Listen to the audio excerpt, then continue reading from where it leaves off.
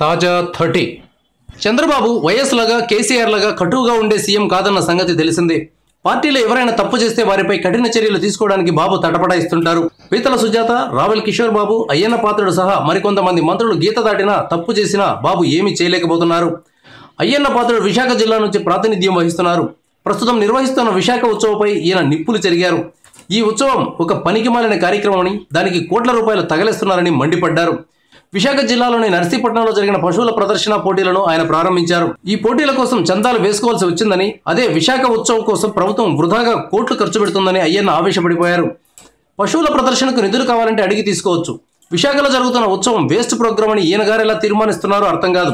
తూర్పు తీరంలో విశాఖ ఒక పెద్ద నగరం. ఆ నగరంలో ఉత్సవాలు నిర్వహించడం వల్ల ఆ సిటీ వాసులతో పాటు చుట్టుపక్కల వారికి కూడా ఎంటర్టైన్మెంట్ గా ఉంటుంది. ప్రభుత్వం ఉత్సవానికి కోట్లు ఖర్చు పెట్టినా జనం వస్తారు. వచ్చిన వారు ఊరుకోరు కదా, ఎంతో కొంత ఖర్చు పెడతారు. ఈ ఖర్చు ద్వారా ప్రభుత్వానికి ఆదాయం వస్తుంది. ఇలాంటి ఉత్సవాలు రెగ్యులర్ ఇంటర్వెల్స్ లో జరగడం పెద్ద పెద్ద నగరాలకు చాలా అవసరం. సిటీ బ్రాండ్ ఇమేజ్ పెరుగుతుంది. ఈ విషయాన్ని గుర్తించకుండా అయ్యన్న పాత్రుడు నోరు పారేసుకున్నారు.